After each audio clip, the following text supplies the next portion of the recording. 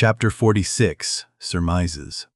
Though, consumed with the hot fire of his purpose, Ahab in all his thoughts and actions ever had in view the ultimate capture of Moby Dick, though he seemed ready to sacrifice all mortal interests to that one passion.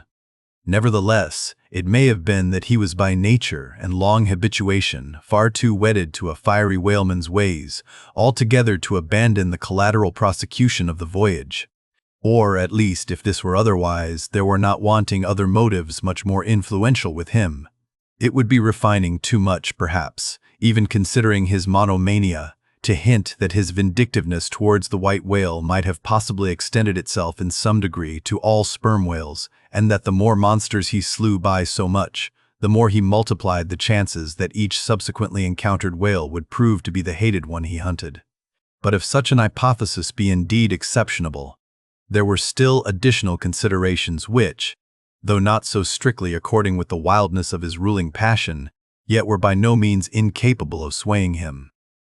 To accomplish his object, Ahab must use tools, and of all tools used in the shadow of the moon, men are most apt to get out of order.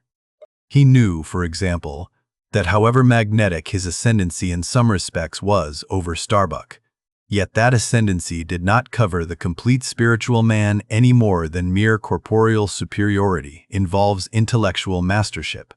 For, to the purely spiritual, the intellectual, but stand in a sort of corporeal relation. Starbuck's body and Starbuck's coerced will were Ahab's. So long as Ahab kept his magnet at Starbuck's brain, still he knew that for all this the chief mate, in his soul, abhorred his captain's quest, and would joyfully disintegrate himself from it, or even frustrate it. It might be that a long interval would elapse ere the white whale was seen. During that long interval, Starbuck would ever be apt to fall into open relapses of rebellion against his captain's leadership, unless some ordinary, prudential, circumstantial influences were brought to bear upon him.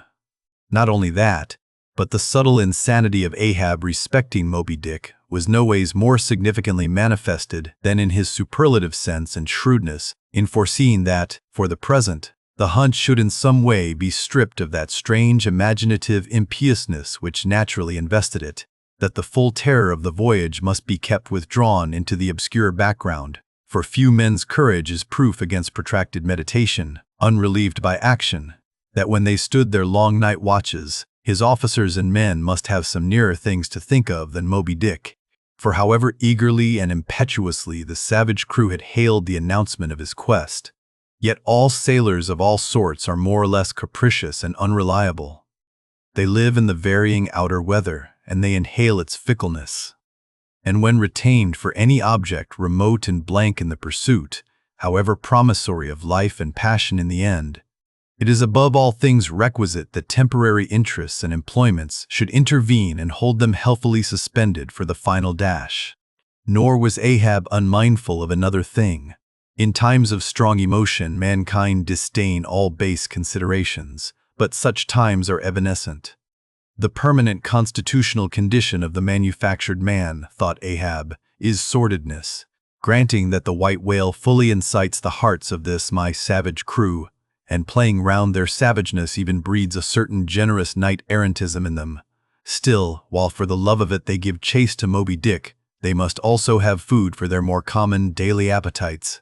For even the high-lifted and chivalric crusaders of old times were not content to traverse 2,000 miles of land to fight for their holy sepulchre, without committing burglaries, picking pockets, and gaining other pious perquisites by the way. Had they been strictly held to their one final and romantic object, that final and romantic object, too many would have turned from in disgust. I will not strip these men, thought Ahab, of all hopes of cash. Aye, cash!